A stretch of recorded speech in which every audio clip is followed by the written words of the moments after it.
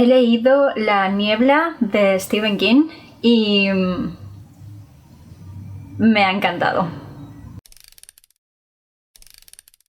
Muy buenas a todos y bienvenidos una vez más a mi canal. Yo soy Chelo y esto es Moonlight Books, y en el vídeo de hoy toca reseña y vamos a hablar de La niebla de Stephen King. Bueno, hacía ya tiempo que no leía una novela del autor y me acordé de que esta novela la empecé a leer el año pasado.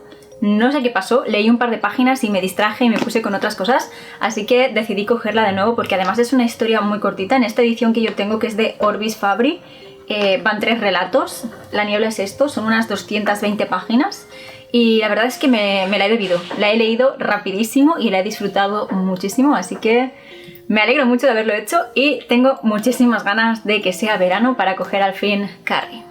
No me enrollo más en esta intro, vamos allá con la reseña.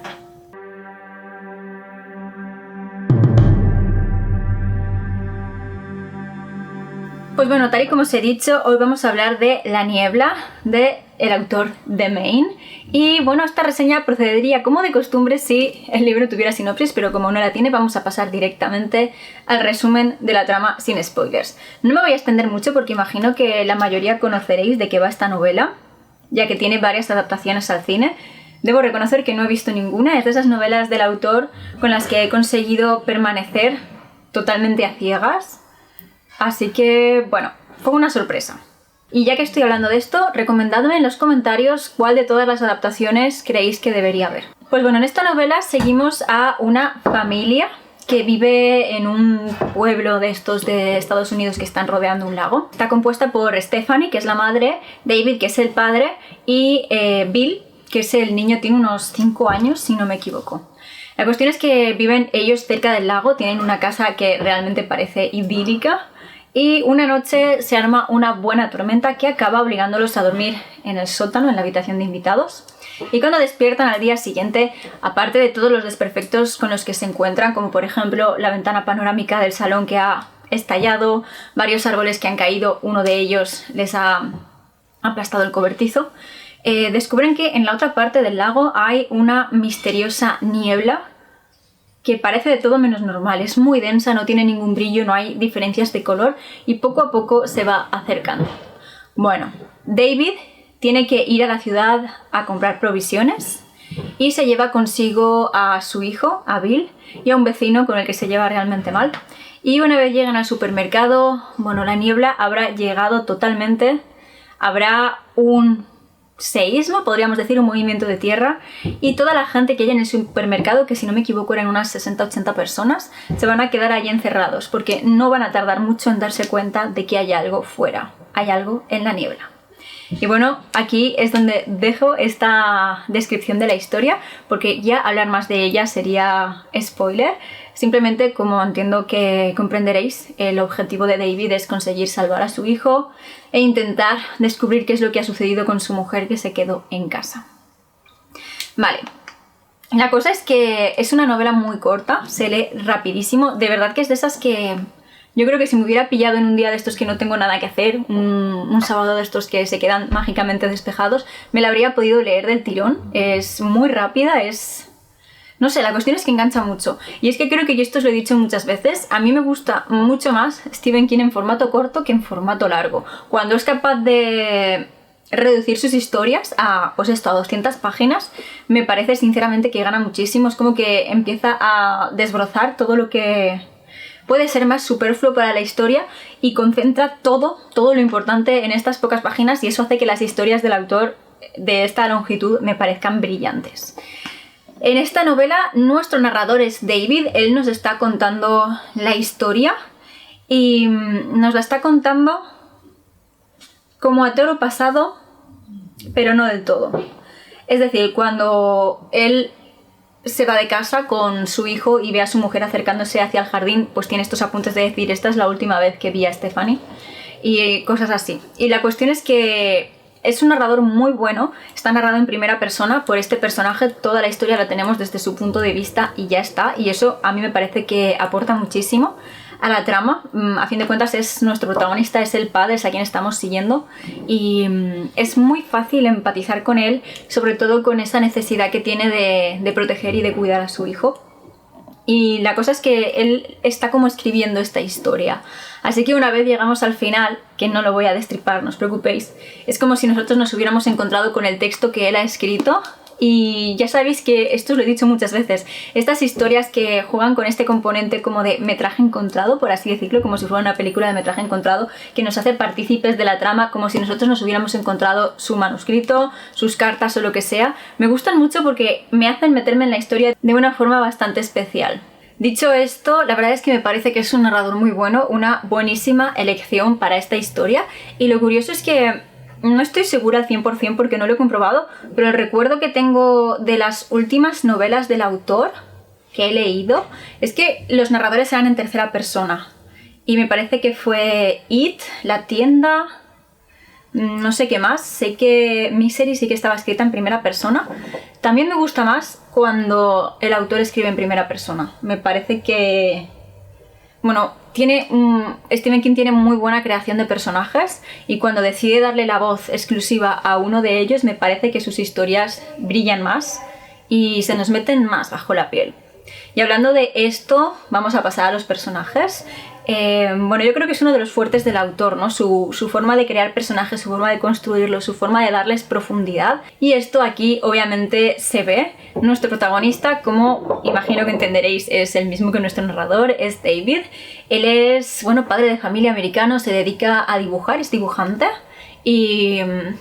a retazos desde el principio, sin tener que soltarnos una parrafada para explicarnos quién es, se nos va dando pistas de quién era su familia, de cómo se crió, de cómo fue su vida en el lago, de cómo conoció a Stephanie y cómo trata a su hijo. Y me parece que es como si Stephen King conociera a sus personajes antes de darles vida en las novelas, ¿no? Los hace muy realistas y con David desde luego que es así.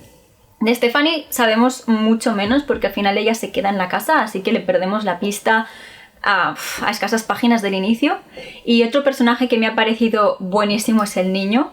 No creo que para un adulto sea fácil escribir personajes niños porque a pesar de que todos hemos sido niños, es algo que hemos dejado atrás y es muy difícil volver a ello, pero desde luego que en esta novela lo hace muy bien. Además no tenemos un niño sano en una situación normal, tenemos un niño en una situación límite, un niño que está aterrado y que obviamente esta situación de estrés, todo este miedo que el niño está sintiendo, esta incertidumbre, no saber lo que le ha pasado a su mamá, pues lo afecta de una forma que a mí me pareció muy creíble y es como que este niño de 5 años por momentos parece que pasa a tener 2 y luego tiene momentos de apatía total o de tirarse horas y horas durmiendo.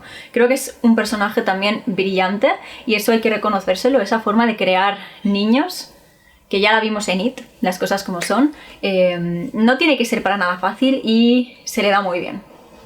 Y bueno, tal y como os he dicho, David y su hijo se quedan atrapados en este supermercado con otras 80 personas, así que tenemos muchos personajes secundarios que sin embargo están brillantemente construidos. Y es muy interesante porque nos muestra cómo en una situación límite es como si se hubiera creado un ecosistema aparte dentro de este supermercado y las personas van a acabar adoptando roles que a lo mejor no son los que habrían tenido en su día a día. Tenemos obviamente a los incrédulos, a los que no creen por ningún medio que realmente haya algo en la niebla, que se niegan en rotundo a aceptar que esto está pasando, que al final es una forma de reaccionar psicológicamente a este tipo de trauma, ¿no? Negarlo y ya está. Tenemos gente que es capaz de ocupar el puesto de liderazgo y que en situaciones límite saben cómo reaccionar, saben cómo animar a la gente, saben cómo controlar la situación. Y a veces son las personas más insospechadas. Obviamente tenemos aquí a David, que es un hombre joven que está en forma, entonces sí, tiene como el prototipo de líder, pero también tenemos a una antigua maestra de colegio, que ya es una mujer mayor, que está muy delgada, parece como si estuviera casi que amojamada, y sin embargo es una mujer que se crece en esta circunstancia, que no pierde para nada la valentía y que, bueno, es uno de mis personajes favoritos. También tenemos por otro lado la gente a la que se le va la cabeza y estos falsos profetas que que son capaces de incitar al caos, a la violencia y de sacar lo peor de dentro del ser humano. Entonces creo que el terror de esta novela, más allá de los monstruos que hay en la niebla, que hablaremos de ellos más tarde, son los propios seres humanos, son cómo reaccionamos ante una situación límite y los extremos a los que seríamos capaces de llegar con tal de salir de allí con vida. No quiero dar muchas pistas, pero es para mí lo realmente terrorífico de la historia.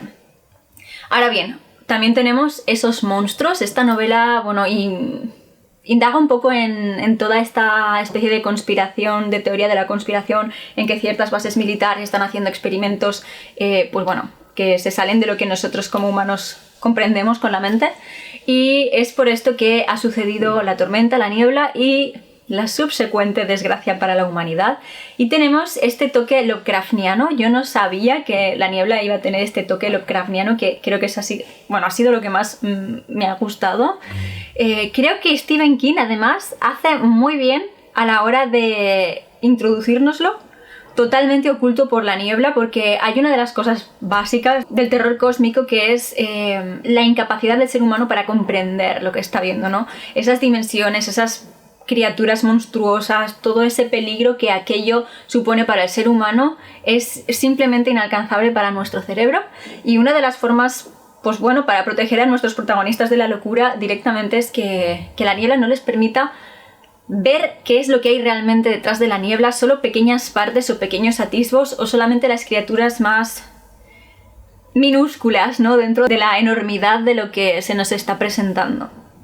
Y creo que es una elección muy buena, la verdad. También hay varios fragmentos en los que nuestro protagonista David repite que el cerebro humano, cuando algo es demasiado horroroso, demasiado algo, por así decirlo, puede ser demasiado horroroso, demasiado hermoso, demasiado grande, directamente no lo procesa. Es como que se confunde y decide que no quiere saber nada de eso. Esto también es una reacción psicológica real y es otra forma muy buena, ¿no?, de meter el terror cósmico, ¿no?, que cuando quizás sí que ves algo, tu cerebro decide que no le vale la pena procesarlo, no le vale la pena arriesgarse a la locura por ello. Así que creo que está muy bien llevado. Sin embargo, y a pesar de que todos estos monstruos tenían un potencial increíble para acabar haciendo de la niebla una novela de terror cósmico al uso, Stephen King decide dejar eso de lado y centrarse más en este terror humano que os he mencionado antes.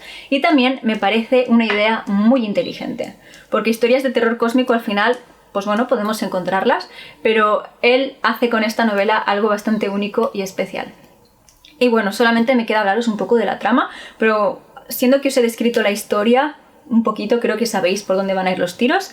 Bueno, todo empieza realmente la acción cuando nuestros protagonistas llegan a este supermercado. Se va la luz, llega la niebla y se quedan ahí dentro atrapados. Y básicamente es, bueno, seguir un poco el proceso psicológico por el que van pasando. Vamos a ir viendo cómo atraviesan distintas fases, cómo cada persona afronta la situación de una forma, cómo algunos se rinden y cómo otros luchan para intentar escapar. Y ahí es cuando vamos a ir siguiendo a Dan, a Bill y a las pocas personas que sean capaces de seguir en acción. Y con esto vamos a ir a la parte de spoilers porque quiero comentar el final. Imagino que la mayoría lo vais a ver porque es una novela vieja, es una novela conocida, tiene muchas adaptaciones, así que imagino que lo entenderéis. Y es que, bueno, la terminé literalmente anoche, en la cama, justo antes de irme a dormir.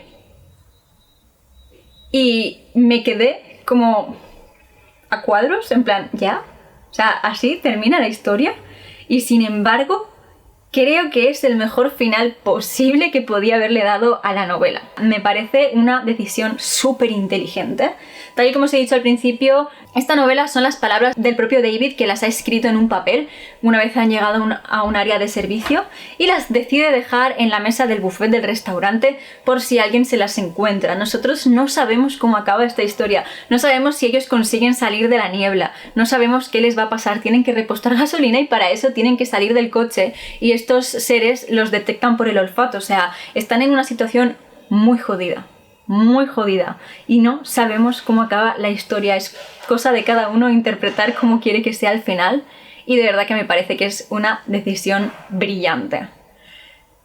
¿Me dejó descolocada? Sí, no lo puedo negar. Pero una vez me quedé pensando, fue como, es que es un genio, ¿no? Y en novelas como estas es cuando nos damos cuenta del motivo por el que se le considera el rey del terror.